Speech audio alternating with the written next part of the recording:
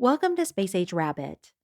Today, let's take a trip back in time and count down the top 10 shows of the 1959 1960 season. All right, so let's get right into it. At number 10, Perry Mason. Perry Mason was a courtroom drama that starred Raymond Burr as the calm, collected defense attorney who always seemed 10 steps ahead of everyone else. Each episode kicked off with someone in serious trouble, usually accused of an awful crime. And just when it looked like all hope was lost, Perry would come in. He'd piece together the clues and completely turn the case around. He was backed by his loyal secretary, Della Street, and private investigator Paul Drake. Perry Mason was all about justice for the innocent and watching the bad guys squirm under pressure. Perry Mason aired on CBS on Saturday nights at 7:30 p.m. Eastern. For wonderful flavor combined with sound food values, serve Schmidt's Blue Ribbon Bread in the pantry pack. At number 9, Wanted Dead or Alive. Wanted Dead or Alive followed bounty hunter Josh Randall, played by a young Steve McQueen, before he became a massive movie star. Josh Randall wasn't your typical bounty hunter. He had this quiet intensity about him and often took jobs not just for the money, but to help a poor soul in trouble. The show packed a lot into each episode, and it gave viewers an early glimpse of the screen presence that would make Steve McQueen one of the highest paid actors in the world. Wanted Dead or Alive aired on CBS on Saturday nights at 8:30 p.m. Eastern. At number 8, The Price is Right.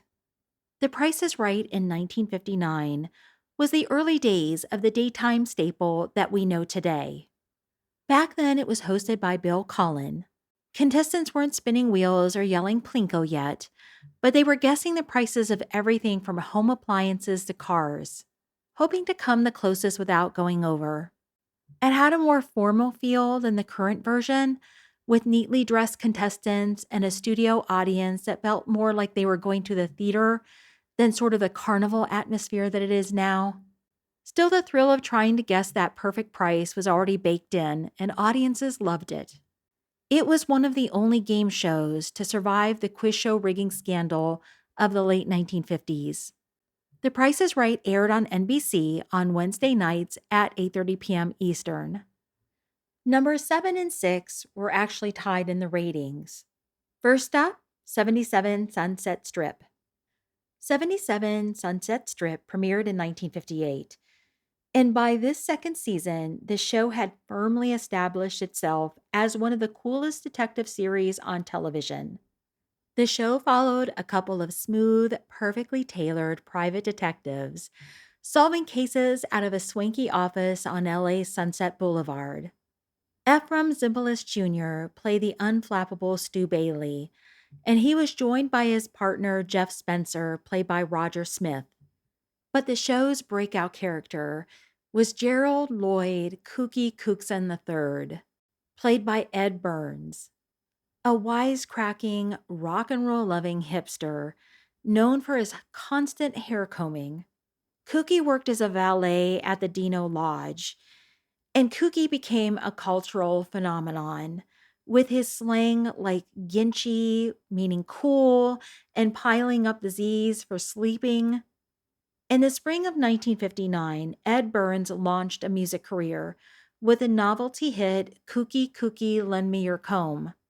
The song featured Connie Stevens on the chorus and reached number 4 on the US pop chart. Ed Burns understood his popularity, and when his request for a bigger role and higher pay weren't met, he briefly stepped away from the show during this season. He was absent for 16 episodes starting in January of 1960. But after working things out with Warner Brothers, Kooky made his return in May. 77 Sunset Strip aired on ABC on Friday nights at 9 p.m. Eastern. And tied with 77 Sunset Strip was Father Knows Best. Father Knows Best gave viewers a peek into the everyday life of the Anderson family. Your classic all American household living in the quiet town of Springfield. Robert Young played Jim Anderson, the calm and wise father who always seemed to have the right advice. Alongside him was his loving wife Margaret and their three kids, Betty, Bud, and little Kathy, each dealing with the typical ups and downs of growing up. The 1959-1960 season marked the sixth and final chapter of this show. The kids were getting older. Betty and Bud were in college, and Kathy was in junior high. The series wrapped up with the same warmth, charm, and gentle humor that had defined it from the very beginning. Father Knows Best aired on CBS on Monday nights at 8:30 p.m. Eastern. Wow, Borden's ice cream sandwiches. The genuine thing. There's Elsie's picture on the wrapper. Boy. Crisp, crackling crackers. And in between, rich, creamy smooth Borden's ice cream. Nobody makes ice cream like Borden's. At number 5, The Red Skelton Show. The Red Skelton Show was a variety show built around the comedy stylings of Red Skelton, one of TV's most beloved comics. Red had a real talent for physical humor and was known for creating quirky, unforgettable characters that the audiences loved.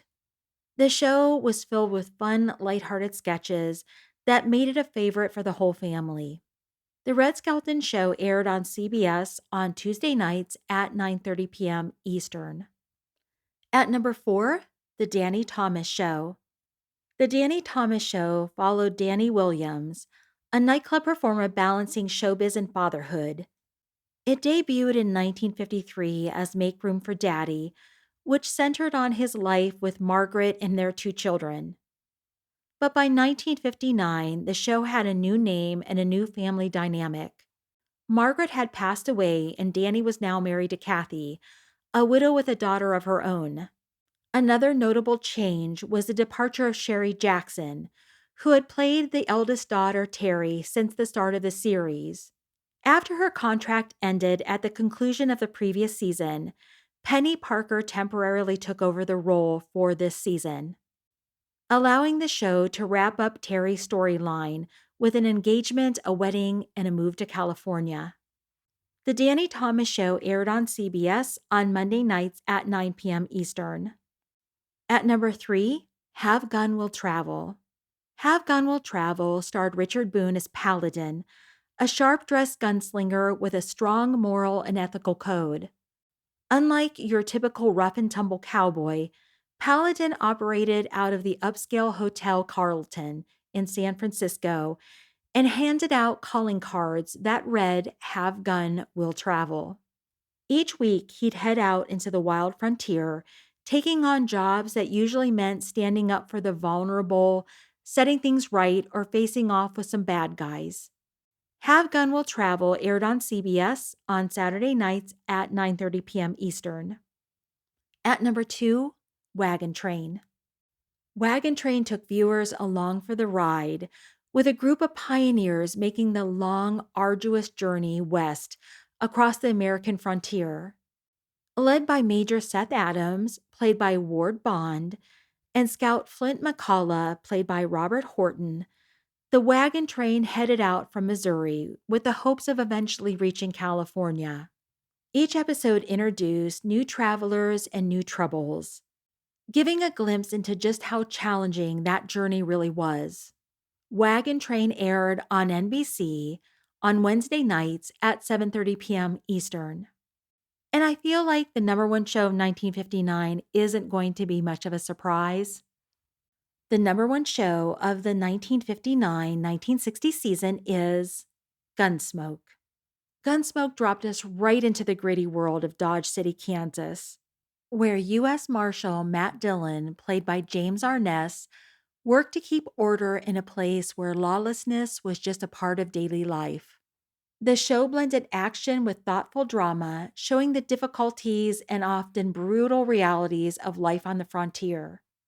And there was a cast of characters that added plenty of depth to the storyline, too. From Miss Kitty, who ran the saloon, to Doc Adams, the town physician, and Chester Good, Marshall Dillon's ever-faithful assistant. Gunsmoke aired on CBS on Saturday nights at 10 p.m. Eastern. So that's it, the top 10 shows of the 1959-1960 season. Did any of these surprise you? Did you guess that Gunsmoke was number 1? Let me know in the comments below. If you enjoyed this, please give it a thumbs up. If you like this sort of content, please subscribe. And thank you so much for watching. The best candy on earth comes from Mars, Milky Way. Hey, diddle, diddle, there's milk in its riddle. Milk in the chocolate too. There's so much milk in the Milky Way.